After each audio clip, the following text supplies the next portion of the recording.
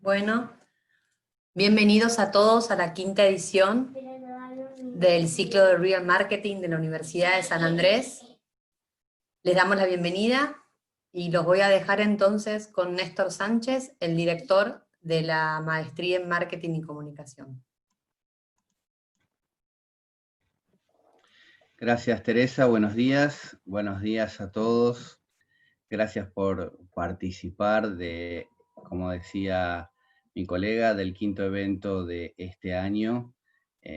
Todos los meses, como ustedes saben, dentro de lo que llamamos el ciclo Real Marketing en San Andrés, buscamos traer invitados que nos acerquen temas de actualidad relacionados con el marketing y la comunicación.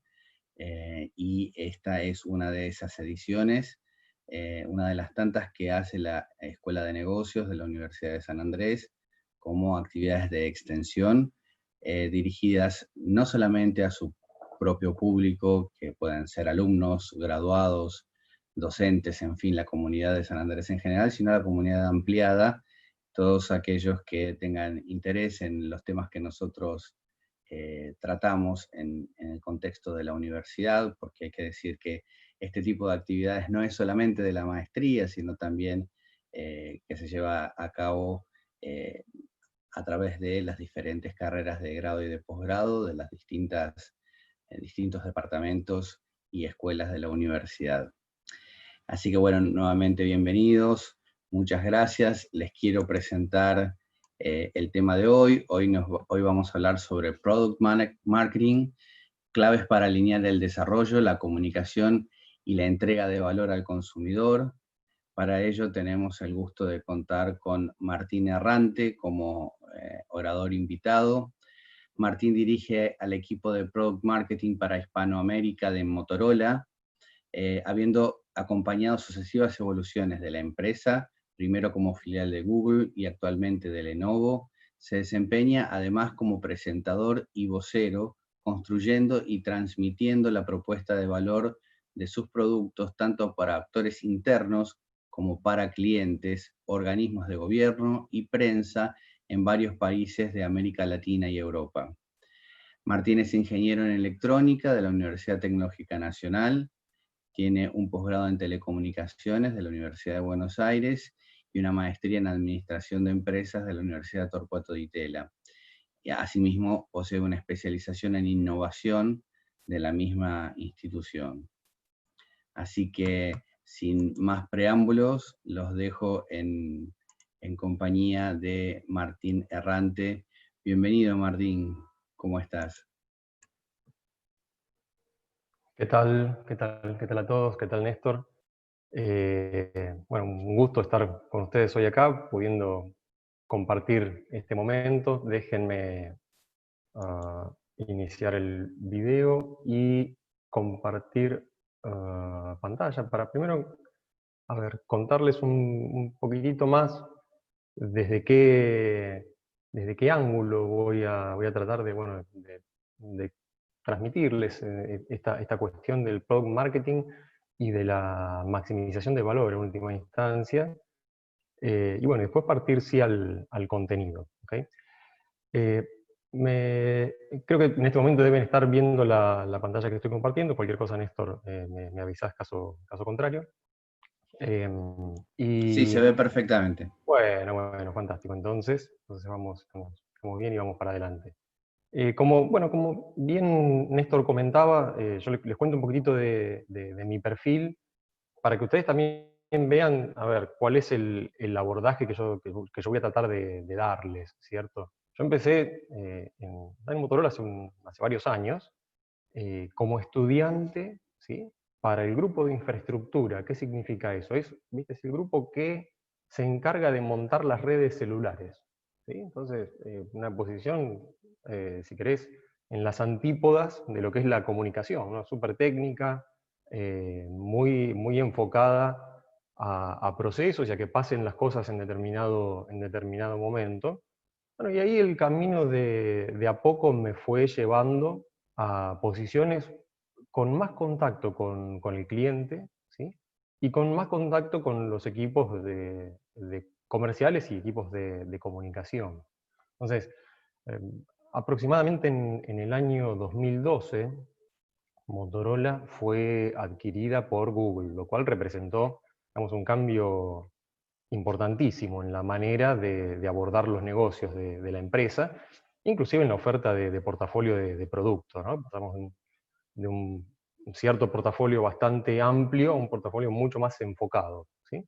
Y en ese momento yo tomé la función de Product Marketing en principio para Argentina. Ese rol se fue expandiendo, tomamos luego Uruguay, Paraguay y Bolivia como una región en conjunto con Argentina, siguieron después a mi responsabilidad Perú, después Chile, en realidad en orden contrario, Chile, Perú, después vinieron Colombia y Centroamérica, por último México, ¿no? Lo cual me lleva a tener esa oportunidad de poder ver esa dinámica en ese tamaño de mercado, si se quiere.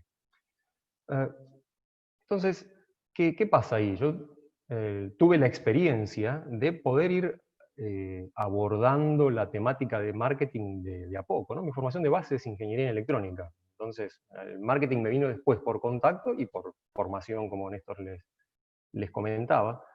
Pero uno se empieza a dar cuenta en ese camino que algunas cuestiones que a veces son un poco más intuitivas y a veces no tanto, según el perfil del que hablemos, empiezan a aparecer más y más, ¿no? Entonces, déjenme ya pasar al primer slide de acá con contenido, fuera de la presentación, y vos te empezás a encontrar con personas, Peter Drucker, ¿no? Que, digamos, es ha seteado paradigmas en términos de lo que el management significa, diciendo que, bueno, a ver, el marketing en realidad se trata de conocer a tu cliente o al consumidor tan bien, de modo tal que le puedas ofrecer un producto o servicio que le encaje bien, de modo tal que ese producto o servicio se venda solo, ¿no?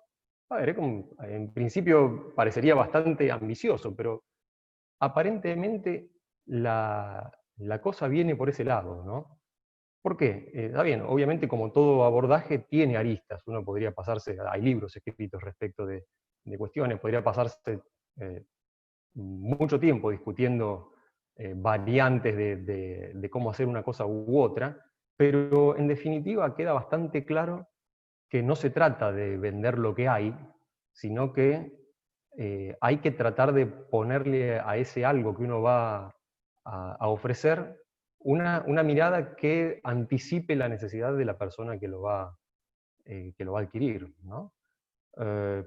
Por lo menos eso como mirada sostenible. De corto plazo, bueno, vos podés elegir vender lo que hay eventualmente, pero eso no es sostenible en el tiempo, ¿no? Entonces, para que eso sea sostenible, seguramente el consumidor, el usuario de ese producto, tiene que estar en el foco de la conversación, ¿sí?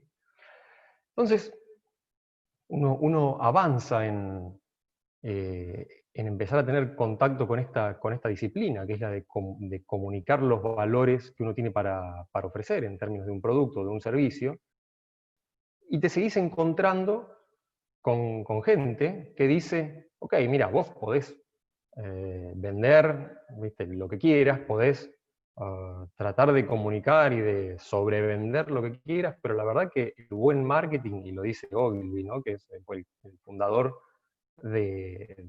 si no la más importante, una de las agencias más importantes de marketing a nivel mundial, lo único que hace una buena campaña de marketing es que si el producto es malo, falle más rápido, ¿no? Entonces, wow, te deja un poco pensando en términos de qué es lo que hay que hacer, ¿no? Hay que simplemente salir a comunicar o hay que darle una vueltita más a ese tema. Y de hecho, a ver, si uno sale y simplemente promete cosas que después el producto termina no cumpliendo, eso termina siendo devastador no solo para el producto, sino en el largo plazo para la marca, ¿sí? Y uno se sigue encontrando todavía en el día de hoy, y voy a hablarles un pequeño momento de esta cita que trae Elon Musk, ¿no? Elon Musk es, si se quiere, una de las personas más asociadas a productos con vista de futuro, ¿no? El fundador de Tesla, de SpaceX, ¿no? Los autos autónomos, los viajes al espacio, que en algún momento se van a hacer realidad, digamos, esto no es para nada ciencia ficción, ¿no? Ustedes lo saben. Y te sigue diciendo una persona con esa mirada de futuro, te sigue diciendo más o menos lo mismo, ¿no? Que una compañía importante se va a construir en base a un buen producto, ¿sí? Entonces, evidentemente, atrás de esto algo hay, ¿no? Y yo decidí o elegí poner justamente esta cita de Elon Musk al final, porque es lo que, y por el perfil de la persona, es lo que nos acerca un poco más al próximo paso que a mí me gustaría dar con ustedes, que es eh, revisar un poquitito el contexto en el cual nosotros somos llamados a tratar de comunicar el valor de nuestros productos y a tratar de maximizar ese valor de nuestros productos, ¿sí? Entonces, eh, el contenido de esta charla va a ir en torno de poder ver un poco cuál es esa dinámica actual en la que necesitamos desenvolvernos y en la que necesitamos llevar adelante este desafío. ¿Cuáles son los puntos claves de acción sobre los que tenemos oportunidad de actuar y sobre los que deberíamos enfocarnos en el día a día, ¿no? Como un continuo? ¿Y cómo hacemos para relacionar esos puntos claves de acción con el objetivo de, a lo largo del tiempo, continuar entregando el mayor valor posible, ¿no? Y acá me detengo un segundito, porque hablar de entregar valor, para que no sea apenas una frase hecha, una cosa que suene tal vez medio vacía, se trata de mantener a nuestra propuesta relevante, ¿no? Que lo que nosotros tenemos para dar o para contar sea de interés de nuestro público, ¿no? Si no hay interés, no hay nada. Parece, viste, a veces la palabra interés estuviese un poco peyorizada, ¿no? Bueno, haces esto por interés, pero caramba, si no hay interés en lo que está ocurriendo, bueno, todo lo demás se cae, ¿no? Entonces, justamente el maximizar el valor es asegurarse de que lo que tenemos para dar tiene un cierto interés para el público al cual estamos apuntando. Entonces, empecemos sin mucho más respecto de la dinámica actual. Acá, a ver, para no asustar a la audiencia, voy a poner 2 o 3 slides que tienen un corte un poquitito técnico, pero no son más que eso, son 2 o 3 slides, ¿sí? Y a ver, y no van a escuchar prácticamente ninguna palabra técnica, pero sí son necesarios para dar un poquitito de contexto en qué es lo que está pasando, ¿no? Entonces, lo que vemos acá, yo esto lo tomé de un artículo de Singularity University, ¿sí? Singularity University es una institución educativa que trabaja bastante con el abordaje de las tecnologías exponenciales, ¿no? Entonces, a ver, exponencial hasta hace un tiempo atrás era una palabra muy reservada para los ingenieros, hoy creo que está bastante más divulgado el concepto, y tiene que ver con esos procesos que aumentan a una cierta tasa cada cierto tiempo. ¿Qué significa? A ver, por ejemplo, que cada cierto tiempo hay algo que se duplique, ¿no? Tratemos de llevarlo a un ejemplo de la práctica. Vamos a suponer que yo quiero salir hoy a caminar. Bueno, voy a decir, vamos a dar hoy un paso, mañana 2, pasado mañana 4, al día siguiente 8, y así para adelante, ¿no? Bueno, no es del todo intuitivo, y ahí pueden hacer la cuenta, pero no es del todo intuitivo que si uno hace eso durante un mes, durante 30 días, vas a haber recorrido casi 2 millones de kilómetros. Pero si haces la cuenta te da eso, ¿no? Entonces, esa cuestión de ritmo de avance que hace que las cosas se salgan un poco de lo que serían la intuición que nosotros tenemos para proyectar el futuro, es lo que estamos viendo con mucha claridad en el día de hoy, ¿no? Los gráficos que aparecen acá, arriba a la derecha, hablan de, básicamente, a ver, de almacenamiento de datos, de ancho de banda en Internet, de capacidad de codificar el ADN humano. Entonces, a ver, cómo eso a lo largo del tiempo fue, ven como el eje vertical es siempre por 10, por 100, por 1000, entonces como que va creciendo muy rápidamente a lo largo del tiempo. Pero Hay una persona, hay un autor que se llama Ray Kurzweil, que lo que descubrió a través de, bueno, de levantar una serie de estudios es el gráfico que está abajo a la izquierda, y es que eso pasó desde siempre. Lo que pasa es que, bueno, nosotros no teníamos la capacidad de observarlo, ¿no? Pero es como que los eventos relevantes a lo largo de toda la historia se fueron dando cada vez de manera más próxima, ¿no? Entonces, esa exponencialidad de alguna manera siempre existió en el progreso de la existencia, y en este momento está bastante en evidencia en lo que es la tecnología, ¿sí? Entonces, todo esto hace que realmente todo está pasando muy rápido, ¿no? Este gráfico seguramente muchos de ustedes lo hayan visto. A ver, los que tienen relación, los que ya en este momento tengan relación con el marketing seguramente lo han visto. Yo elegí de cualquier manera ponerlo, porque la verdad que es bastante representativo en términos de entender qué es lo que pasa en 60 segundos apenas en la vida online, ¿no? Apenas en Internet. Entonces, a ver, uno pensar que en 60 segundos se gastan aproximadamente $1.000.000 en compras online, que se ven aproximadamente 700.000 horas de video, ¿no? La sumatoria de las personas que están viendo videos en esos 60 segundos. O que intercambiás casi 42 millones de mensajes de texto en las plataformas a las que estamos nosotros más habituados, que son WhatsApp o Facebook Messenger, o incluso en WeChat, que es la que aparece arriba, un poquitito hacia la derecha, que se usa más en países asiáticos y que lleva más o menos 20 millones de textos en 60 segundos, o 188 millones de correos electrónicos en 60 segundos, todo eso pasando a la vez, ¿no? Entonces, claramente, el flujo de información que existe y cómo eso va predisponiendo a cambios de hábito, a cambios de consumo, a cambios de decisión, a cambios de humor, etcétera, etcétera, etcétera, pasa de esa manera y cada vez más rápido. Y lo interesante, este dato, digamos, puede sonar a veces a cosita que uno encuentra en internet, pero que uno no sabe bien de dónde salió. Bueno, la fuente de este gráfico, que vos lo encontrás en varias páginas, en este caso es del World Economic Forum, ¿no? Entonces, existe una seriedad detrás de los números que se están mostrando. Y el siguiente slide nos habla de que esto va a continuar de esta forma, de alguna manera.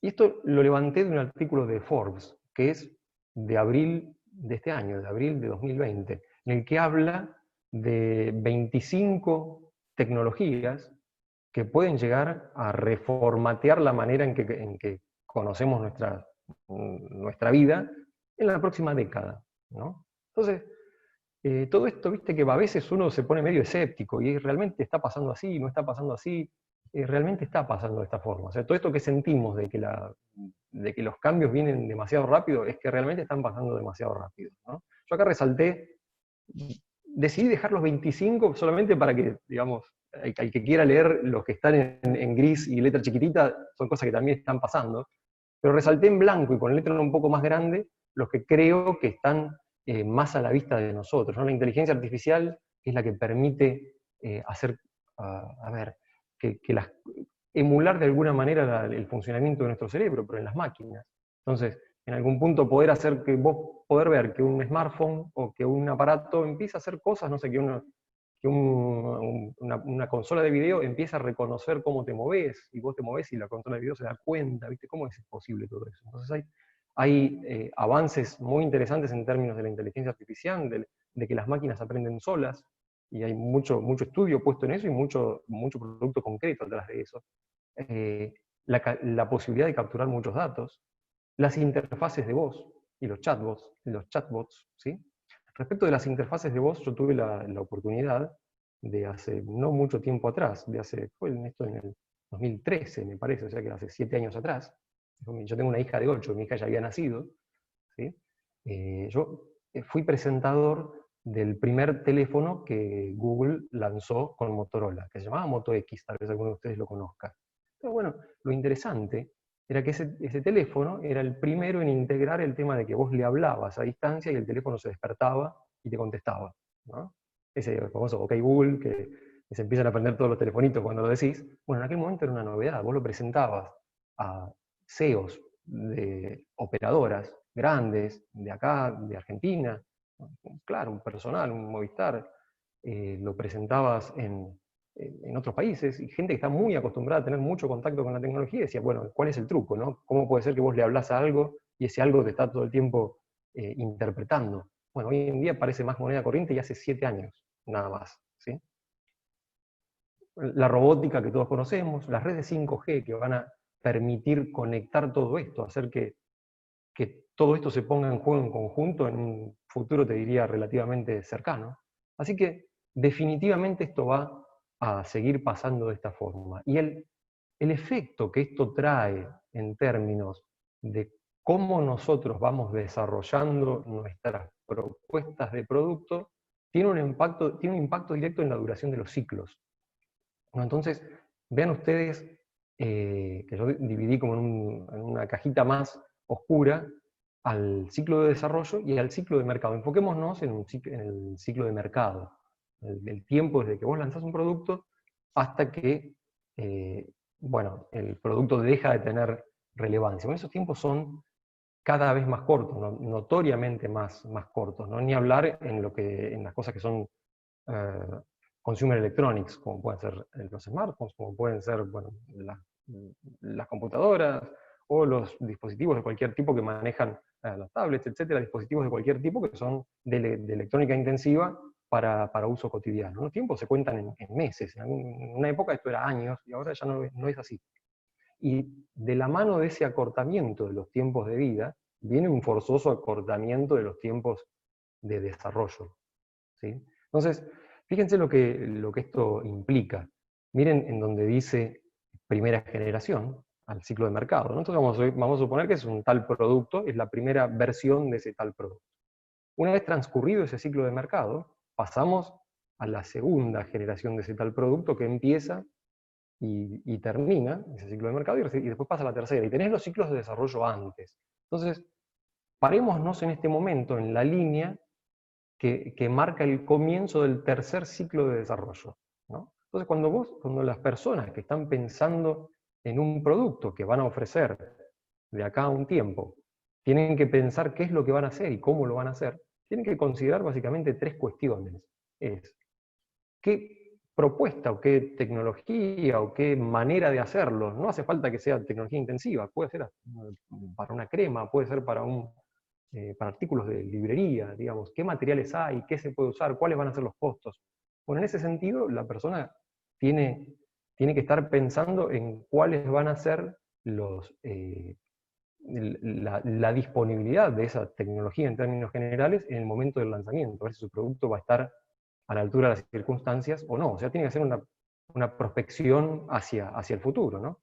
Si esa persona quiere ver qué está pasando en el mercado con la competencia, bueno, no le queda otra que mirar qué es lo que está haciendo la competencia, pero en los productos de segunda generación. O sea, todo lo que se esté lanzando hoy, pero en los productos de segunda generación, ¿sí? O sea, en la generación anterior. Y si quieren mirar cuál es la respuesta de los usuarios, después de haber transitado el uso de ese producto, de ese servicio, y no le queda otra que mirar 2 generaciones de producto atrás, porque no hay usuarios de la segunda generación todavía, sino que hay solamente usuarios de la primera, ¿sí? Así que cualquier inferencia que hagamos respecto de cuál es la experiencia, la vamos a estar haciendo medida con la perspectiva de lo que ofrecimos en la primera, o de lo que la competencia ofreció en la primera generación.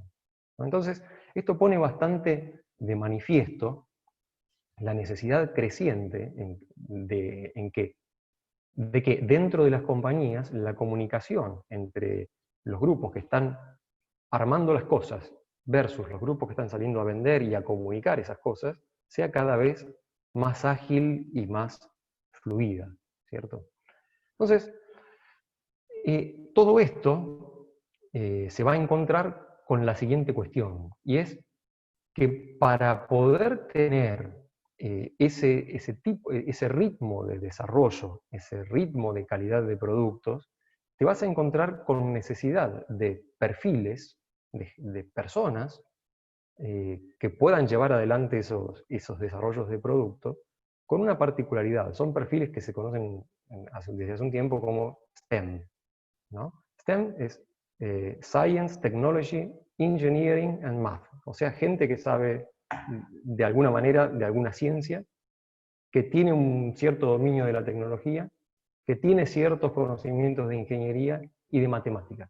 Porque si no, no podés, sin esos conocimientos de base, hoy en día es cada vez más difícil abordar el uso de las herramientas que son necesarias para desarrollar productos que estén a la altura de las circunstancias, ¿no? Eso de hecho es una realidad, eso está pasando de esa forma. Ahora, el punto es que las personas a las cuales vamos a llegar con esas propuestas de productos, a esas ofertas de servicio, son lo que yo traté de representar con este saxofón colorido y maripositas. O sea, tienen intereses variados, les puede interesar el arte, les puede o no interesar la tecnología. Y muchos, viste que hay una frase, bueno, del portugués de Brasil que es muy interesante, ¿viste? Pero que dice, no sé, no quiero saber y tengo rabia del que sabe, ¿no? Digamos, no le interesa qué es lo que tenés que hacer o cuál es la tecnología involucrada para que el producto haga lo que yo necesito, ¿no? A mí se lo plantean, no les gusta, los aburre. Entonces, es como que la brecha comunicacional entre el que hace y el que usa, y es grande, ¿no? Entonces, mientras uno observa que todo eso está ocurriendo, te encontrás con gurús del marketing, gurús como los hay algunos, que te siguen diciendo, mirá, no salgas a buscarle clientes a tu producto, lo que tenés que hacer es encontrar productos para tu cliente, ¿no? Entonces, ¿cómo hace una empresa para abordar ese desafío?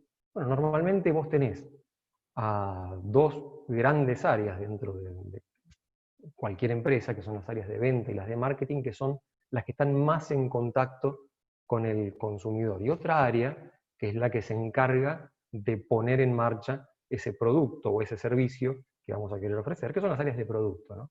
Bueno, justamente el product marketing navega en el medio de esas aguas. Si se quiere, se puede decir que es una especie de traductor entre esos dos idiomas, ¿no? Tiene que hablar para un lado y hablar para el otro, ¿no? Porque entre sí, ambas puntas es como que es difícil que se entiendan así espontáneamente, ¿no? Entonces, si uno quisiera hacer una analogía respecto de esta función, y sería algo por el estilo como si fuese el maître en un restaurante, ¿no? Entonces, es esa persona que no está ni en la cocina ni en el salón, pero en realidad está en la cocina y en el salón. Va y viene, ¿no? Entonces ve qué está pasando con los clientes, habla un poquito con los clientes, entra a la cocina, habla un poquito con el chef, habla con los cocineros, para tratar de generar esa comunicación y para tratar de mantener ese alineamiento entre lo que está pasando en el lugar donde la gente está disfrutando de nuestro producto y el lugar en donde se está haciendo, ¿sí? Entonces, desde ese punto de vista es que podemos empezar ahora a hablar de cuáles son los puntos de acción claves en los que podemos trabajar para que ese alineamiento en lo cotidiano vaya fluyendo, ¿no? Uno no puede pensar esto como, bueno, a ver, me siento hoy, hago un esquema, lo diagramo, alineo todo y listo, terminó. Sino que eso se basa en tratar de tener un enfoque constante en términos de ciertas prácticas o ciertos comportamientos que hacen que ese alineamiento se mantenga a lo largo del tiempo, ¿sí? Entonces, ¿cuáles son esos puntos claves de acción? Y yo me centré en tres cuestiones que me gustaría compartir con ustedes.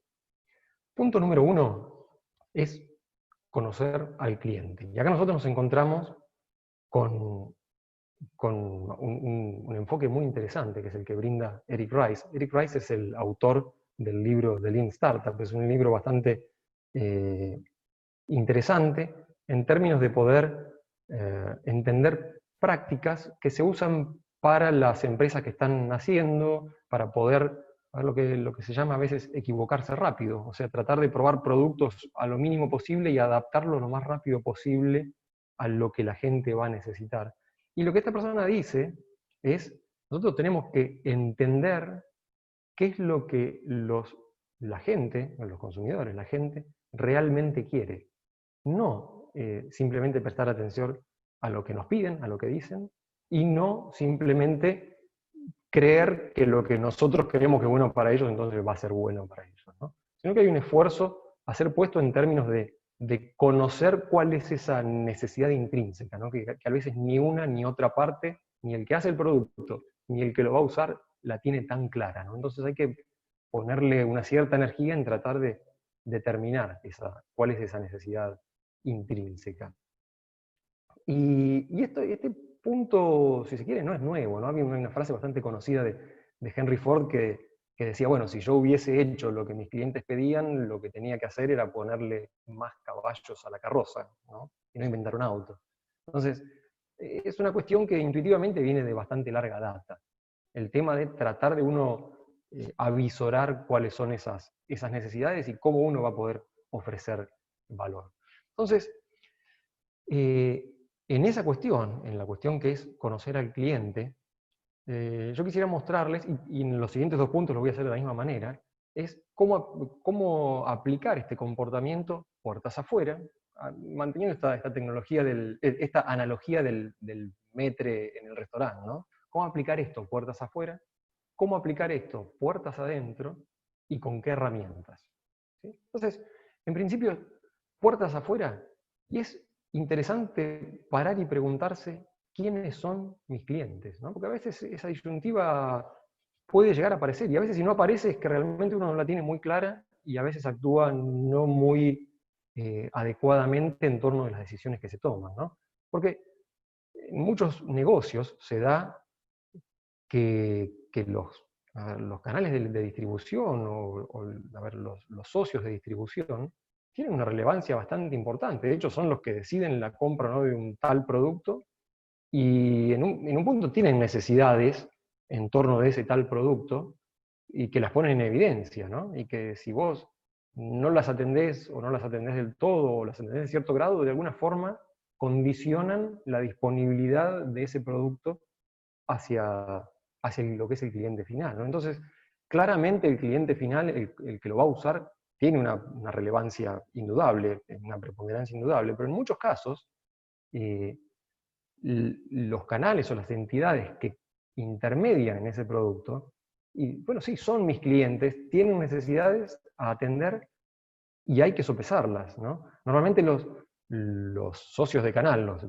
distribuidores, etcétera, quienes compran mi producto para después revenderlo, van a dar enfoques en términos de las necesidades del producto más de corto plazo, ¿no? Y los efectos van a ser más de corto plazo. O sea, si vos cumplís o no cumplís, el producto será comprado o no, ¿viste? Y ahora, ¿sí? Ahora, el enfoque en el cliente final, el que va a usar en definitiva ese producto, tiene un corte más largoplacista, ¿no? ¿Cómo va a ser la experiencia de esa persona? Esa persona va a decidir recomendarlo, va a decidir a la hora de reemplazarlo, volver a elegir la marca. Entonces va a generar que mis productos sigan traccionando, porque eso a la larga, en el largo plazo, por más que uno cumpla los requerimientos de la primera clase de cliente, esa primera clase de cliente ya no va a tener demanda, por lo tanto de cualquier forma no nos va a comprar, ¿no? Entonces hay que equilibrar eso, y hay que tenerlo bastante claro, no irse ni muy para un lado, ni muy para el otro, mantener ese equilibrio delicado, diría. Y la otra cuestión, en términos de conocer al cliente puertas afuera, es a la hora de tomar cada acción, bueno, intentar pensar si ese cliente, que yo sopesé en base al concepto anterior, realmente pagaría por eso que estamos planeando hacer. Vamos a agregar tal cosa, vamos a remover tal cosa, vamos a planear tal estrategia para ofrecer esto o aquello. Bueno, a ver, ¿tiene valor eso? Digamos, ¿habría alguien dispuesto a pagar por eso que estamos por hacer? Y a veces, créanme que son preguntas que, si bien parecen de perogrullo, parecen que fuesen evidentes, en muchos casos, en el día a día y en ese ritmo que yo les mostraba hace tiempo atrás, pueden llegar a empezar a ser dejadas pasada por alto, ¿no? Entonces, y eso no está bien porque en el largo plazo empieza a tener efectos negativos. Empezamos a hacer cosas que eventualmente no habría que hacer. Yo voy a volver sobre esa frase. Entonces, ¿qué pasa ahora con esto de conocer al cliente pero puertas adentro?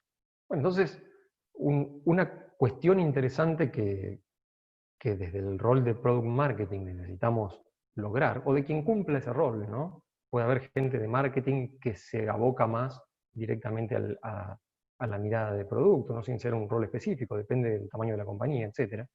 Pero esa función, sea como sea que se llene, lo que tiene que hacer es tratar de ser la voz del cliente hacia adentro, ¿no?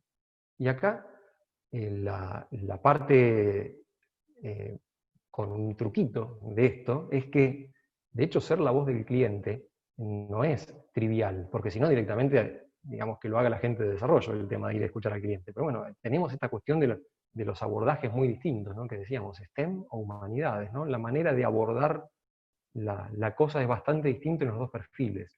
Entonces, ¿qué significa ser la voz del cliente? Y bueno, significa salir a escuchar y a tomar esos insights que tenemos y articularlos de manera que puedan ser entendidos por la otra parte, ¿no? Entonces, no es una tarea menor, bueno, a ver, la comida está muy salada, y si lo decís al chef, digamos, la conversación no va a ir muy lejos, ¿no? Entonces tenés que tratar de encontrar la manera de que la persona tome el hecho de que la gente en el salón está diciendo como que la comida estaría un poquito salada, ¿no? Entonces, como que habría que ponerle menos sal. Entonces, tal vez la charla sea, bueno, habremos cambiado de proveedor de sal, ¿será que esta es más densa? Y le das como la chance a la persona de decir, bueno, le voy a poner un poquito menos, pero no es que me equivoque yo, sino que debe ser el proveedor. La pieza que me mandaron no está buena, ¿no? Entonces voy a hacer lo que vos me decís, pero no es culpa mía, ¿no? Entonces, encontrar esa manera de articular uno y otro mundo, ¿no? Entonces, ¿cuáles son las herramientas o las prácticas que nos pueden ayudar a llevar adelante esto que significa conocer al cliente? Bueno, por un lado tenemos, si querés, las herramientas más, ¿cómo se diría?, más mecanizadas en términos de poder obtener estas miradas, como son, por ejemplo, los estudios de consumidor. Lo ejecuta, lo arma, lo hace y ve un resultado, ¿sí? O la posibilidad de tener datos de uso de las personas en tiempo real o con un cierto periodo de espera, como por ejemplo, esto es muy clásico de cualquier aplicación online, ¿no? Entonces, en este momento Zoom, que es la plataforma que estamos usando para tener esta videoconferencia, está aprendiendo o está tomando datos de cuál es nuestra experiencia de uso, ¿no? A ver, ¿qué tan rápido se junta la gente? ¿Qué tan rápido, cuánto tarda, cuánto tiempo están en la sala de espera? ¿Cómo está percibida la calidad de audio de uno de otro?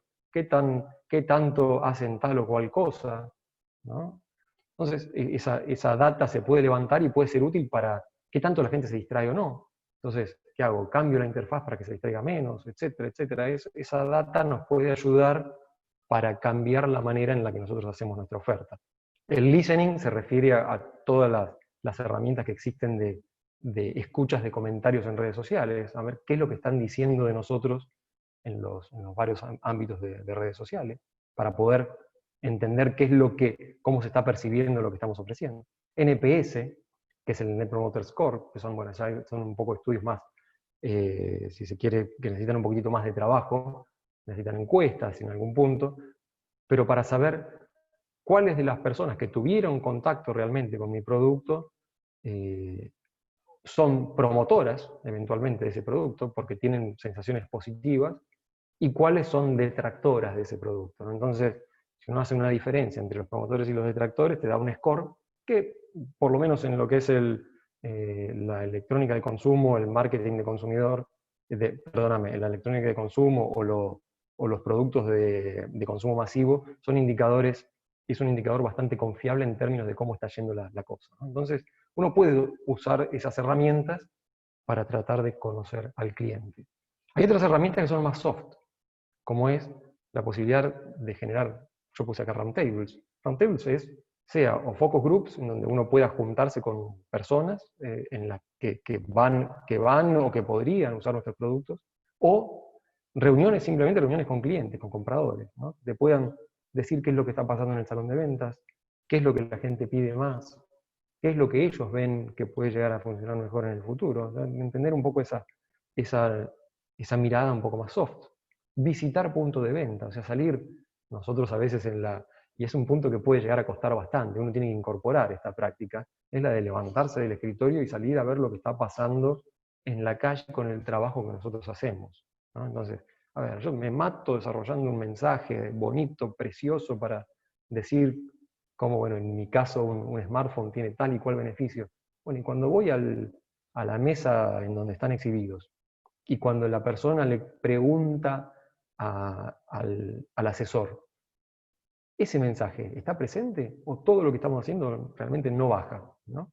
Y cuando diseñamos una señal, una manera de señalizar el producto, etc., ¿eso está presente?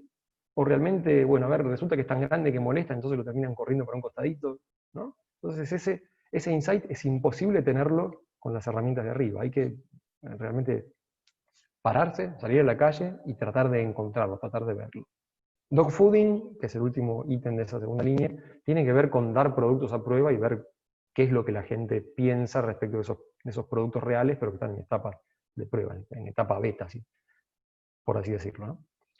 Y por último, todos esos insights, tratar de convertirlos de una manera adecuada en información que la empresa puede usar para empezar a dirigir la manera en que comunica, como son los MRDs, o los PRDs, que son Product Requirements, los MR son Marketing Requirements, que de alguna forma indican, señalizan el camino respecto de qué es lo que vamos a querer comunicar, porque es lo que la gente necesita respecto de un tal producto, y cuáles son los requisitos que ese tal producto tiene que tener para que vos puedas comunicar lo que necesitas comunicar, ¿no? Es una cadenita. Lo que es interesante verla en sus etapas, para uno no confundirse, ¿no? ¿Cuáles son los requisitos? Los PR, los Product Requirements, Definitions, que vas a necesitar para que puedas cumplir con esos Marketing Requirement Definitions, para que puedas comunicar lo que la persona necesita adquirir, ¿no? Entonces, es por ahí que viene la cosa en términos de ganar esta intimidad con el cliente, ¿no?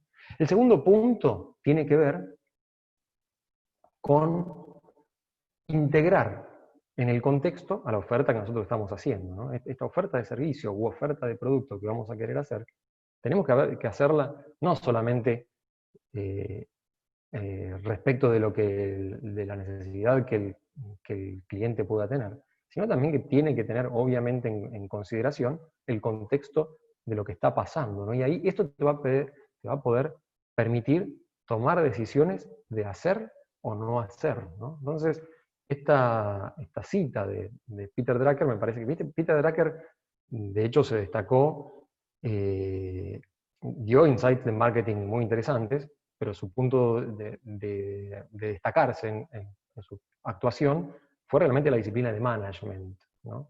Entonces, la decisión de tomar un camino o tomar otro camino, ¿no? Entonces, el poder obtener la mirada y la templanza de decidir qué cosas, en qué momento uno tiene que hacer o no hacer. No hay nada más inútil, dice esta frase, que hacer con mucha eficiencia aquello que en realidad no debería estar siendo hecho en absoluto, ¿cierto? Entonces, esa toma de decisión solamente se puede conseguir si uno integra el contexto a nuestra oferta. Entonces, ¿qué significa integrar el contexto puertas afuera? Bueno, significa poder entender el ecosistema en el cual se va a mover el producto que nosotros vamos a ofrecer, ¿no? Poder entender qué es lo que está haciendo la competencia, qué es lo que está ofreciendo, para dónde está tomando rumbo la competencia en términos de la solución de tal problemática que nuestro producto pretende resolver o del beneficio que nuestro producto pretende dar. Y obviamente, ¿qué pasa con los aspectos normativos y con los aspectos regulatorios? Entonces, a ver, ecosistema, yo les doy un ejemplo. En este momento, en los smartphones, se habla de la carga inalámbrica, ¿no? Bueno, pero ¿en cuál smartphone?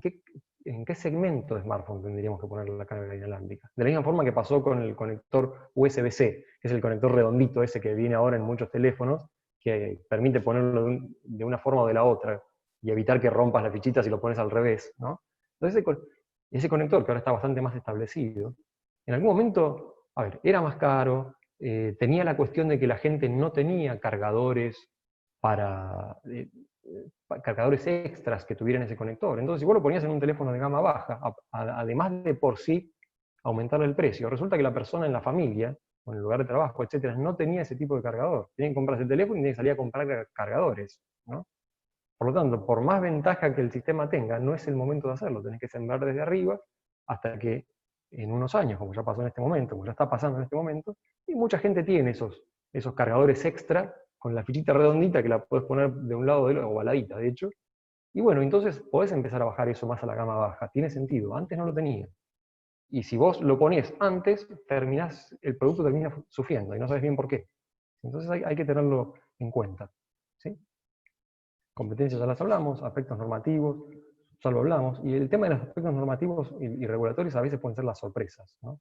Si uno no tiene en cuenta eso y simplemente se manda a hacer cosas, y en algún punto te topás con una regulación que te dice que el camino es por otro lado.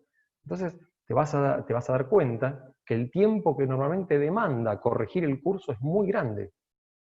A veces son trámites que tenés que hacer, etcétera, etcétera, que pueden llegar a atrasar el lanzamiento de un producto por un tiempo muy considerable, ¿no? Lo cual, si tu mensaje iba a ser que ibas a ser el primero en ofrecer tal o cual ventaja, y no tuviste en cuenta esta situación de contexto, y desarrollaste tu campaña de comunicación en torno a ser el primero, y ahora ya no lo sos, por lo menos en este mercado, ¿no? Tal vez la compañía globalmente está lanzándolo como primero en todos lados, pero en este mercado no, porque vos te olvidaste de ver un tema regulatorio, y bueno, destruye la comunicación que estás haciendo, ¿no? Entonces, integrar el contexto claramente es importante. Puertas adentro, todo esto tiene que llevar a tratar de establecer metas de negocio realistas. Y yo no lo hablo en términos de la salud financiera de la compañía, sino lo hablo desde el punto de vista del caso de negocio del producto en sí. ¿Qué significa?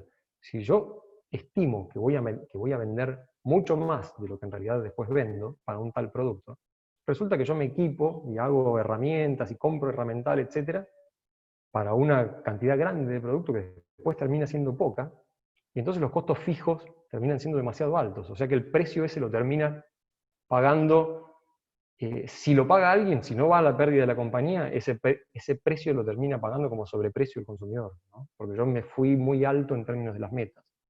Si me voy, o sea, metas muy altas, sobreprecio. Si yo me voy muy bajo en términos de las metas, entonces resulta que después no hay abastecimiento, ¿no? Entonces, porque no estoy dimensionado como para ofrecer la cantidad de producto que me van a demandar. Entonces hay escasez. ¿Y la escasez qué hace? Sobreprecio. Entonces, si me voy muy alto en respecto de las metas, o si me voy muy bajo respecto de las metas, el efecto en definitiva termina siendo el mismo. El valor en términos de precio versus prestación, debido a un sobreprecio, se va a ver afectado, ¿no? Ese equilibrio precio-prestación, ese equilibrio de valor, se va a ver afectado, ¿sí? Y por otro lado, bueno, como práctica general, validar que lo que los diferentes actores están haciendo tenga sentido, ¿no? Que vamos a comunicar lo que realmente vamos a poder hacer, que vamos a tener y hay comunicación en la segunda frase, que vamos a poder producir lo que realmente vamos a necesitar, y que realmente la finanza, y no hablo de vuelta de la finanza de la filial local como un todo, sino la finanza desde el proyecto, vista desde el punto de vista del proyecto, es decir, si la finanza del proyecto va a ser saludable o no, ¿sí? Herramientas para esto son indicadores de tamaño, indicadores de participación en el mercado, análisis competitivo, o sea, qué características, qué diferenciales, qué disponibilidad y qué precio va a haber en el momento de que nosotros vamos a llevar ese producto adelante en el mercado. ¿Ok? Business case, ese BC, es un business case, o sea, es el caso de negocio, tiene que ver con costo, precio, volumen, margen, y eso es lo que te va a permitir comparar o a plantear escenarios comparativos de cómo sería ese caso de negocio si yo hago tal cosa en el producto o si hago tal otra. ¿Sí? Entonces, si yo hago esto, aumenta el volumen, baja el margen. Si yo hago aquello otro, si ofrezco de esta otra forma, tal vez aumenta el margen, pero baja el volumen. Entonces, ¿cómo tomamos esas decisiones? ¿No? Volumen es, en definitiva, participación de mercado, y es capacidad de es una herramienta para divulgar la marca, el volumen de producto en el mercado. ¿no? Es interesante notar ese punto. A veces las decisiones de que haya mucho producto tienen el efecto colateral positivo, a costa del margen, ¿no? Tienen el efecto colateral positivo de que es comunicación. Si el producto es bueno y mucha gente lo usa, bueno, la marca empieza a ganar tracción. ¿Sí? Y todo esto se alinea con lo que se denomina a veces sesiones de Current Working View. Son sesiones en las que periódicamente uno, mensualmente o algo por el estilo, pone a esos actores en la mesa y vemos que estemos todos en la misma dirección respecto de lo que estamos haciendo para lanzar estas propuestas de valor. ¿Sí? Tercer y último punto en el cual podemos trabajar es el hecho de contar una historia. ¿Sí? Entonces, sobre esta cuestión lo tenemos a Simon Sinek. Simon Sinek es el autor de un libro llamado Start with Why. Este libro es bastante reconocido en términos de prácticas de storytelling, de contar historias para el liderazgo, ¿no? De cómo vos hacés para inspirar liderazgo en gente, en equipos de trabajo, ¿no? Pero se aplica perfectamente también en cómo inspirar los mensajes que nosotros vamos a usar para comunicar nuestros productos, ¿no? Entonces, el punto que esta persona sostiene, que desde mi mirada es muy acertado, es vos tenés que empezar por contar por qué vas a hacer lo que vas a hacer. ¿No? ¿Qué sentido tiene hacer lo que vas a hacer? Para después pasar al cómo y después pasar al qué. ¿No? Entonces, yo voy a ofrecer un producto que resuelve tal cosa, o que provee tal valor esencial, ¿no? Que luego se va a traducir en cómo lo vas a hacer, bueno, a través de esto, de aquello, y ese qué es lo que te lo provee, es justamente el nombre de mi producto, ¿no? Pero viene después. El producto que resuelve eso es el tercer paso de la cuestión. Lo primero es encontrar ese alineamiento con el por qué. ¿Por qué eso sería relevante para esa persona? ¿No? Yo mencioné la palabra relevante al principio de la charla. ¿Por qué eso sería relevante para esa persona? Entonces, y contar una historia es una herramienta muy conocida en términos del storytelling, ¿no? En términos de la capacidad que tiene de comunicar entre personas de intereses muy diversos, ¿no? Esa técnica permite entrar en contacto a personas de miradas muy diversas de una misma cosa, ¿no? Entonces, ¿qué significa o para qué se usa mantener una historia consistente de producto puertas adentro? Y bueno, punto número uno es generar confianza interna en el producto que estamos ofreciendo.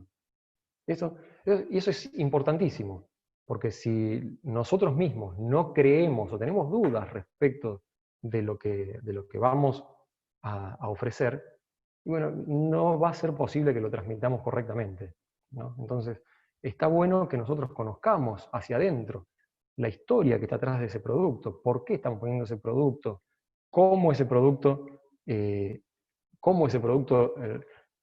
puede llevar a la práctica ese por qué. Entonces, eso es lo que nos va a ayudar a realmente pararnos con confianza, a salir y ofrecerlo y comunicarlo sabiendo que vamos a ser consistentes con lo que estamos diciendo, ¿no?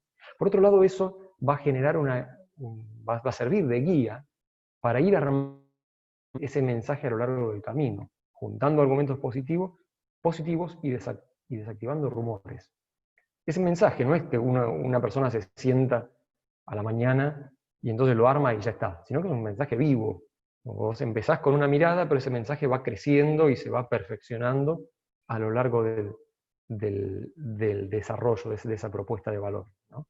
Entonces, te vas a encontrar, con algunos casos, algunos rumores que si uno no los puede detectar a tiempo y no puede percibirlos como cosas que no están realmente relacionadas con lo que nosotros pensamos con la propuesta de valor, entonces eso crece y termina matando a la propuesta de valor real, ¿no? Pero hay cosas que realmente no son funcionalidades útiles y por lo tanto no están priorizadas y por lo tanto se tratan de esa manera. Entonces no es algo que vas a encontrar en esa sección, un desarrollo increíble, una experiencia increíble, es de segunda clase.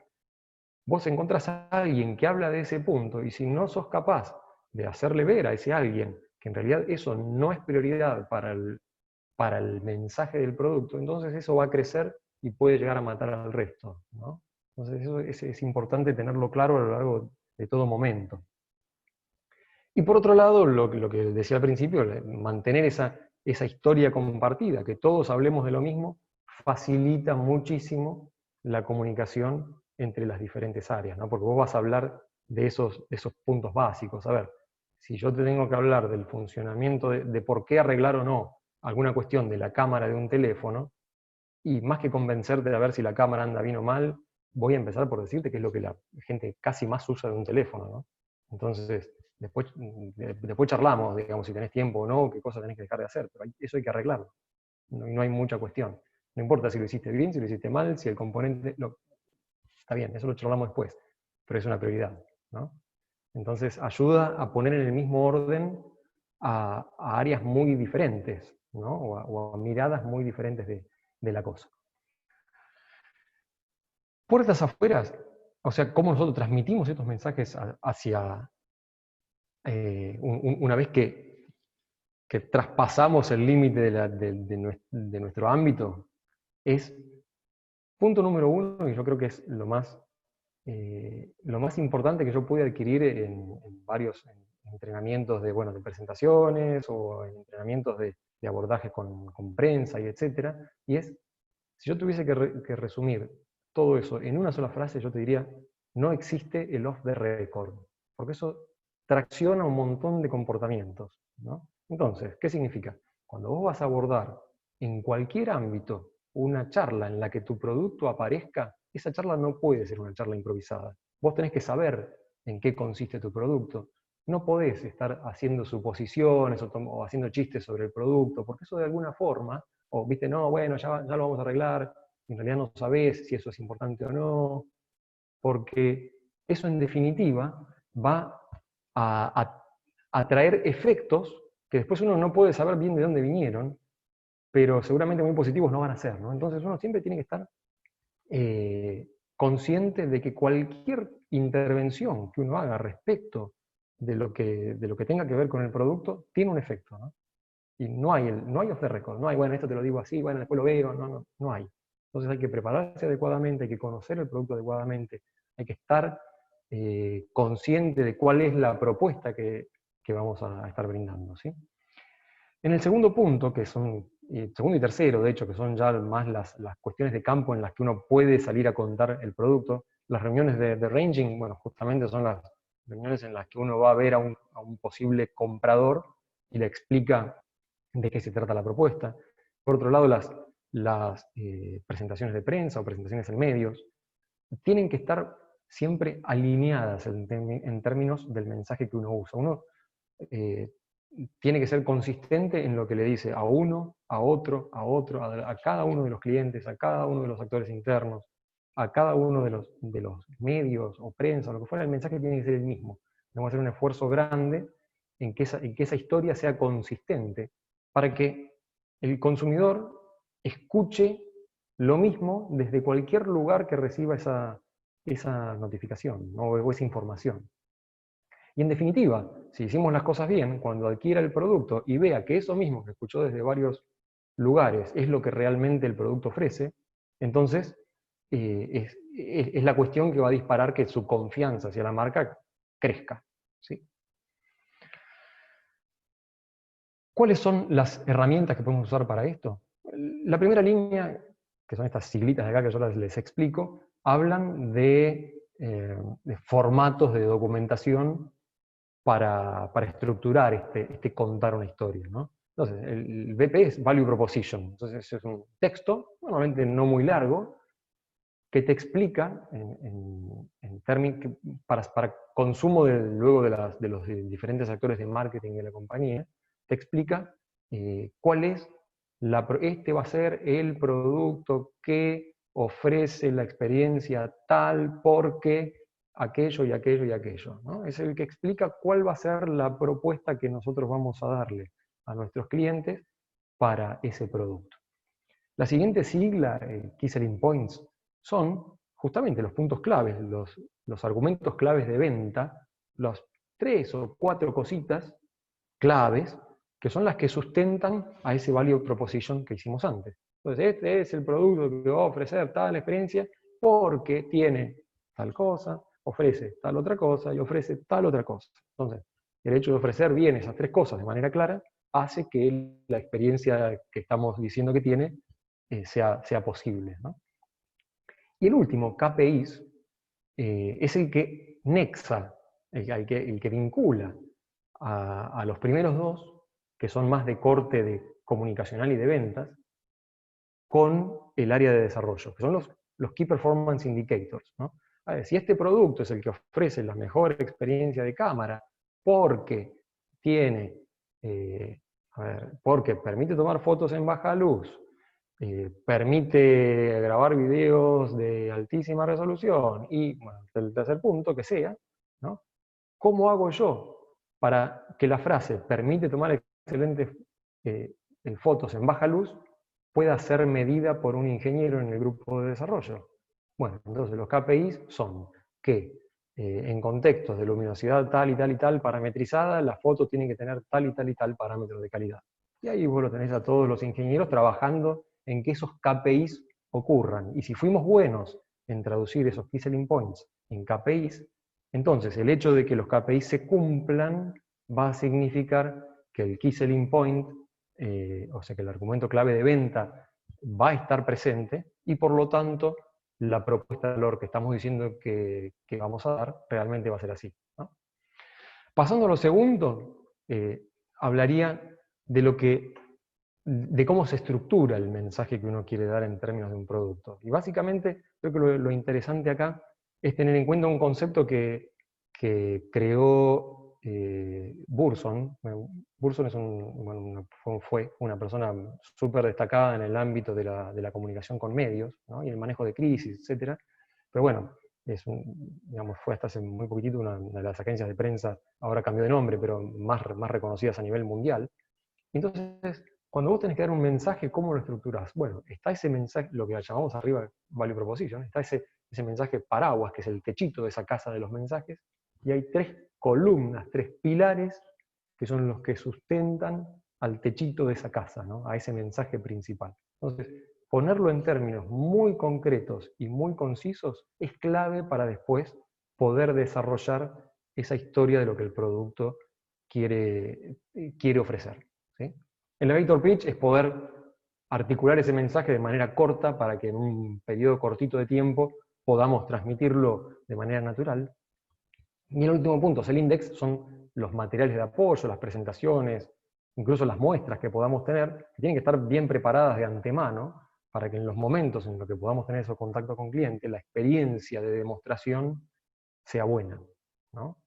Que nos permitan realmente vender ese mensaje que nosotros queremos pasar, ¿sí?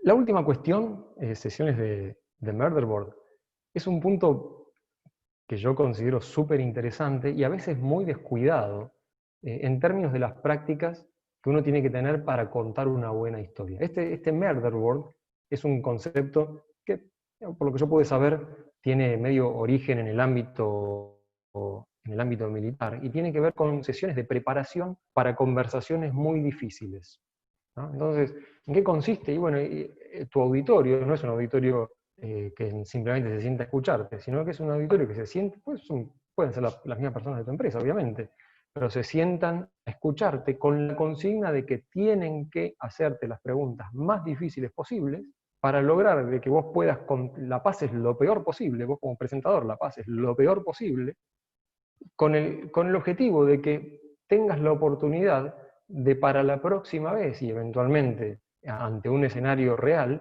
puedas haber refinado tu mensaje para ser lo más claro posible a la hora de decirlo, ¿no? Entonces, ¿por qué digo que a veces este punto es descuidado?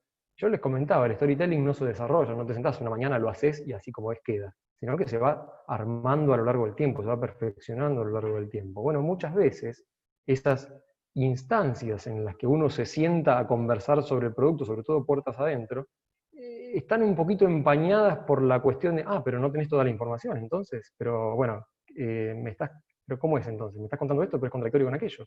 Entonces, bueno, por un lado se genera un malestar como que del lado de la audiencia te estoy haciendo perder el tiempo, y del lado del presentador, vergüenza, ¿no? Porque la verdad que están esperando otra cosa que yo no estoy pudiendo dar.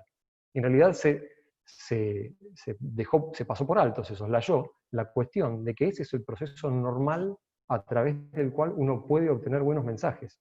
Entonces, uno tiene que tener incorporada puertas adentro esta herramienta para poder hacer que las historias que contemos una vez que atravesemos las puertas hacia afuera tengan la claridad, la consistencia, la elegancia mayor que se pueda, ¿no? Y que ayuden a que justamente nuestro mensaje sea sólido y sea contundente, ¿sí? Así que bueno, hemos pasado por acá por las tres prácticas que podríamos usar para hacer que esta cuestión de aumentar el valor tenga lugar. Ahora, la pregunta va a ser, bueno, ¿cómo es que llego a ese resultado, ¿no? Y acá me gustaría tratar de presentarles, y ya para ir cerrando, creo que nos quedarán unos 10 minutitos más, cómo es el esquema que nos permite ver por qué todo esto ayuda a agregar valor. Entonces, ustedes piensen que el lugar en donde ese valor puede ser capturado se basa en las siguientes cuestiones básicas. Aparece una necesidad de mercado, una necesidad en el público al cual vamos a apuntar, que en algún momento se va a traducir en una demanda de ese público por algún cierto tipo de servicio o algún cierto tipo de producto, y que sí, que si existe una oferta que satisface de alguna manera esa demanda, entonces es en donde donde todos ganan, ¿no? El valor tiene lugar, ¿sí? Ahora, ¿qué pasa? ¿Cuál es la cuestión interesante de todo esto? La cuestión interesante de todo esto es que esas tres cuestiones nunca están perfectamente alineadas, nunca, ¿no? Entonces, nuestro trabajo es, de vuelta el abordaje que Product Marketing intenta en ese punto, es el de tratar de mantener lo más alineada posible esa cuestión, ¿sí? Entonces, ahí si ustedes recuerdan a la primera cita que yo les mencioné de Eric Rice respecto de de conocer al cliente, y era que nosotros tenemos que conocer qué es lo que el cliente necesita, no lo que él dice que necesita, ni lo que nosotros creemos que necesita, ¿no? Entonces, si nosotros hacemos carne esa cuestión, vamos a tratar de empezar a entender realmente cuál es esa necesidad de mercado intrínseca que existe, ¿no? Y cuando entendamos esa necesidad de mercado intrínseca, vamos a poder ver que justamente la demanda no es exactamente esa necesidad, no demanda, el cliente no demanda exactamente eso, y lo que nosotros podemos ofrecer no es exactamente eso. Entonces hay puntos en esta intersección que son puntos de interés, en donde entra en juego esa segunda cuestión que yo les comentaba, y que es no hay cosa más inútil que tratar de hacer de manera eficiente, como decía Peter Drucker, aquello que no debería estar siendo hecho en lo absoluto, ¿no? Entonces, esa frase te invita a la priorización de lo que uno está haciendo. Y cuando uno se pone a priorizar, aparece casi evidente la siguiente cuestión. Lo que yo ofrezco, ¿no? El punto de abajo, que es lo que pertenece a mi oferta, pero que no corresponde ni a la demanda, ni a la necesidad del mercado, Entonces eso lo tengo que dejar de hacer de manera urgente, porque estoy tirando la plata. En realidad no la estoy tirando yo, se la estoy haciendo tirar a mi cliente, ¿no? Entonces, esos son los puntos que una vez identificados, hay que dejarlos de hacer lo antes que sea posible, ¿sí? ¿Qué pasa? Vamos a encontrar puntos en los que existen necesidades reales, existe demanda de esa necesidad, que es el triangulito, bueno, el triangulito circular ese que aparece arriba, en la intersección entre la necesidad y la demanda, pero que no está cubierta por mi oferta. Entonces a ese punto lo tengo que priorizar urgentemente, porque el cliente lo está pidiendo, es una necesidad real, y yo no lo estoy haciendo. Entonces eso lo tengo que priorizar urgentemente, ¿sí? Luego también puedo priorizar aquellas necesidades que descubrí, pero que el cliente todavía no está demandando. Bueno, en un segundo orden puedo priorizar esas también. Y por otro lado, me voy a encontrar con aquello que el cliente demanda y que yo ofrezco, pero que en definitiva no constituye una necesidad real, ¿sí? Y esta parte es para ser trabajada con cuidado. ¿Por qué? Bueno, yo diría dejar de hacerlo. Bueno, espera, pero te lo va a pedir, porque todavía lo está demandando. Todavía no se dio cuenta que no es una necesidad real, ¿no? Entonces hay que estar preparados para depriorizarlo muy en sincronismo con la manera de comunicar esa depriorización, ¿no? Si hacemos bien eso, entonces esa depriorización acertada de las cosas que el cliente demanda, pero que no son relevantes, son una ventaja competitiva importante, ¿no? Si vos podés dejar de invertir antes que tu competencia en algo que en definitiva no le va a producir impacto a tu cliente en la experiencia, y se lo podés contar bien eso a tu cliente, entonces podés tener una ventaja competitiva, ¿no? Por último, nos encontramos la tercera frase que correspondía al tercer punto de acción que yo les compartía, y que es la de que a las personas les interesa a la larga el por qué y no el qué, ¿no? Y eso te invita a pensar en la comunicación, en cómo nosotros contamos esto que estamos haciendo. Entonces acá lo que vamos a encontrar es qué es lo que podemos hacer con estas cuestiones que el cliente demanda, pero que nosotros no hacemos y que realmente no constituyen una necesidad. Entonces tenemos que ser buenos en transmitirle a nuestro cliente que en realidad ese punto que piden no les sirve. Entonces no sería interesante que invirtamos ni el dinero ni yo esfuerzo en desarrollar esa cuestión que a la larga no le va a traer un beneficio. Por el contrario, en el otro punto, nosotros tenemos que informarlo, y tenemos que hacerlo bien esa información, de aquellas cuestiones que resuelven necesidades reales, que están en la oferta de nuestro producto, pero que el cliente todavía no las vio.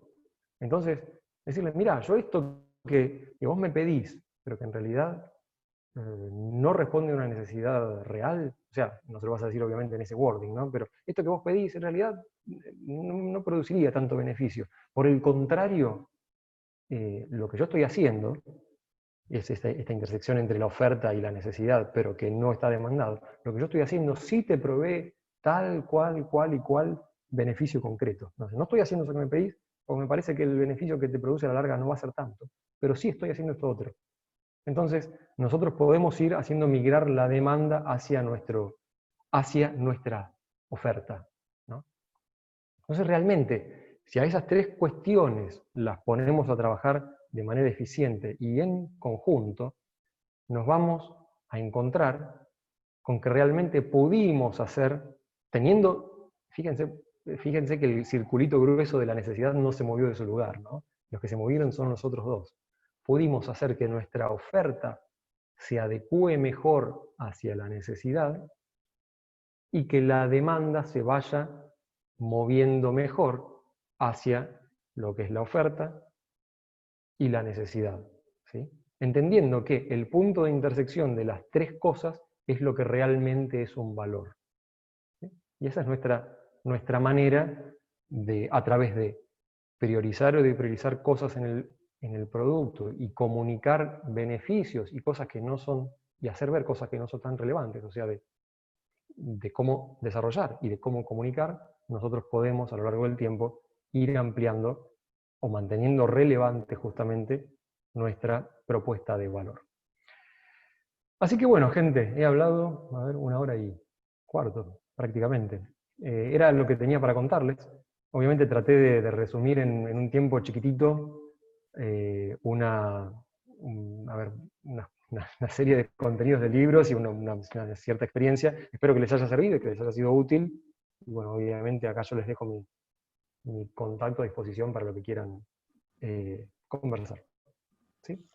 Excelente, Martín. Sí, muy interesante y de hecho tenemos muchas preguntas en el chat que se fueron acumulando a lo largo de tu presentación para írtelas pasando.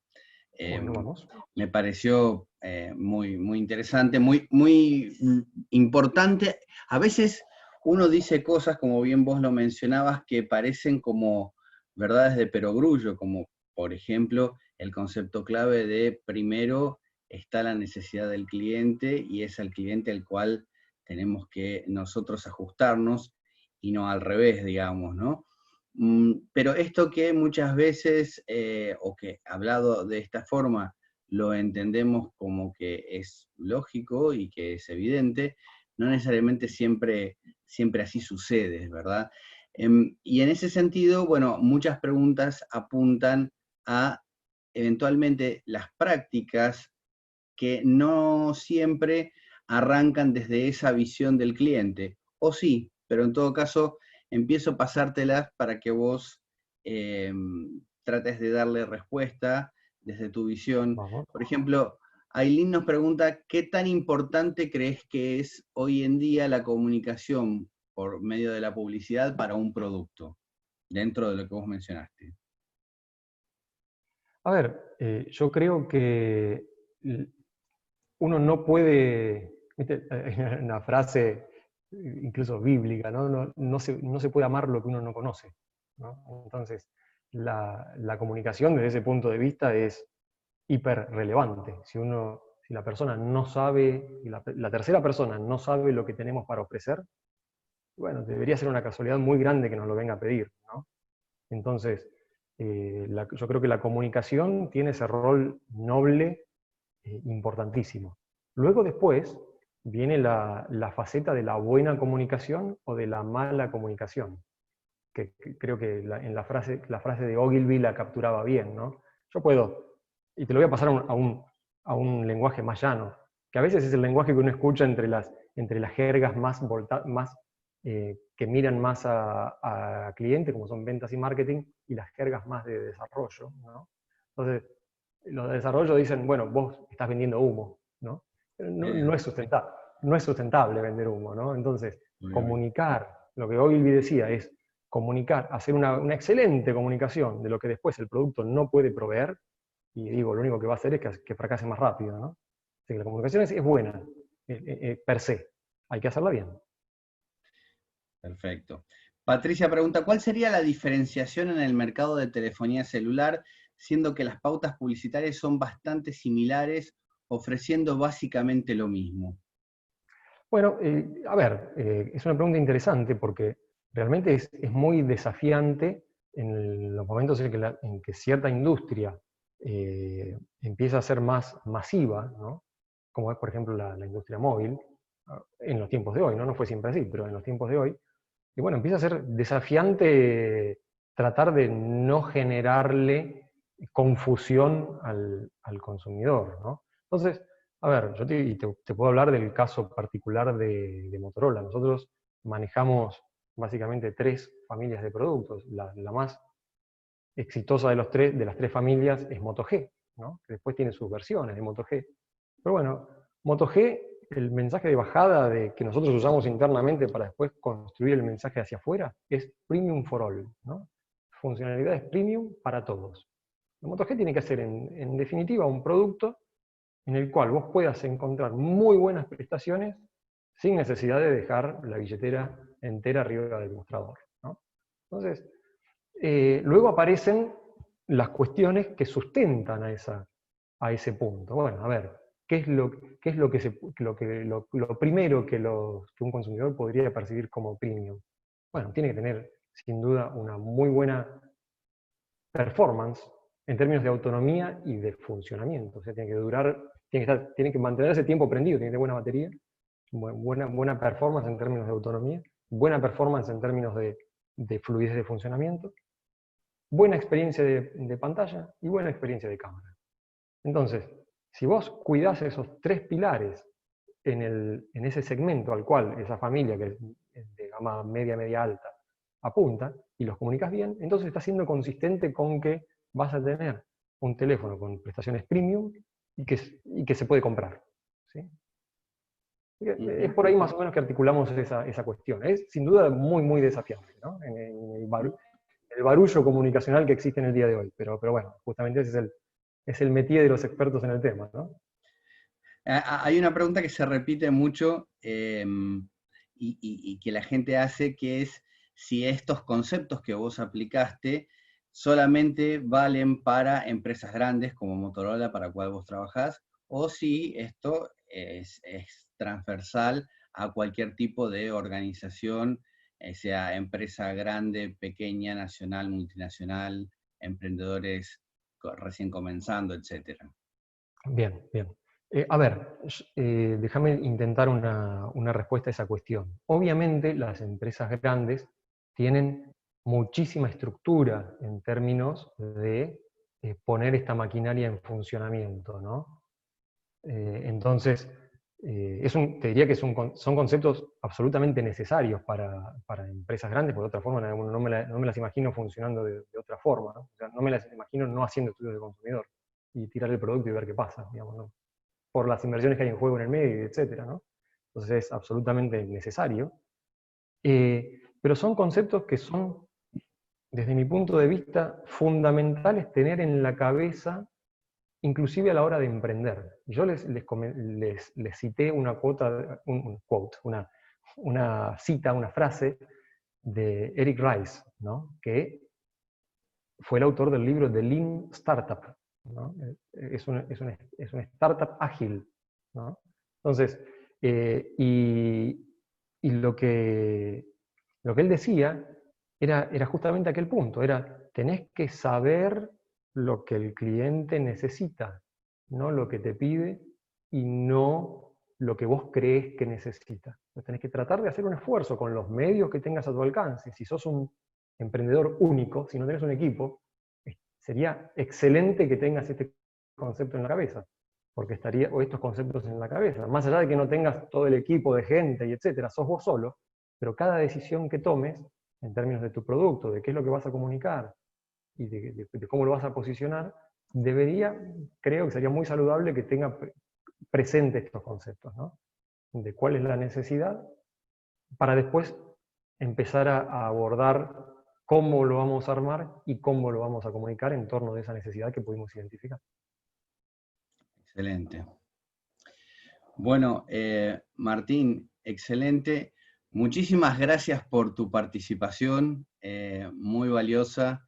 Fue muy interesante la charla, sobre todo teniendo en cuenta que la estás dando desde la experiencia de la primera persona, claramente la industria de las telecomunicaciones y en particular los dispositivos, con una industria que justamente avanza tan fuertemente con los consumidores todo el tiempo en una dinámica de mudanza de sus necesidades y de sus deseos, tener que estar allí presente a cada momento para ir haciendo esta interlocución entre los desarrolladores de producto y lo que el mercado va queriendo, es muy revelador el poder conseguir de alguien como vos, que lo haces, como decíamos recién, todos los días, el poder tener estos insights y estas claves respecto de cómo se trabaja, cómo lo hace una gran empresa, y muy interesante, claro, también el poder decir que independientemente de cuál sea nuestra industria y nuestro tamaño, este proceso que vos has mencionado tan detalladamente es válido para cualquiera de esos sectores o de esos tamaños de industria. Así que te agradecemos muchísimo tu presentación Bueno, aquí. fantástico. Fantástico, un gran gusto, la verdad, de estar con ustedes. Muchas gracias a vos, muchas gracias a Motorola que también nos acompañó apoyando este evento. Bueno, y finalmente yo les quisiera agradecer también a todos los que nos han visitado, que han participado de esta nueva edición de Real Marketing en San Andrés. Los invitamos a que estén atentos. Todos los meses hacemos uno de estos eventos y esperamos volverlos a ver más adelante. Como ya lo hemos anticipado, esta presentación o la grabación de esta presentación va a estar disponible en nuestro canal de YouTube, que en breve les vamos a estar contando a través de un mail cuál es esa dirección exactamente para que ustedes puedan volver a ver si se han perdido alguna parte o la quieran compartir con algún colega o algún amigo. Así que muchas gracias a todos, muchas gracias nuevamente Martín por estar aquí y hasta una próxima edición entonces del ciclo de Real Marketing en San Andrés. Por mi parte, muchas gracias también. A los que les interese quedar en contacto, bueno, LinkedIn, ahí me buscan y charlamos de lo que les parezca interesante. Martín Errante en LinkedIn. Muchas gracias, Martín, muy amable. Fantástico. Abrazos a todos. Gracias. Hasta luego.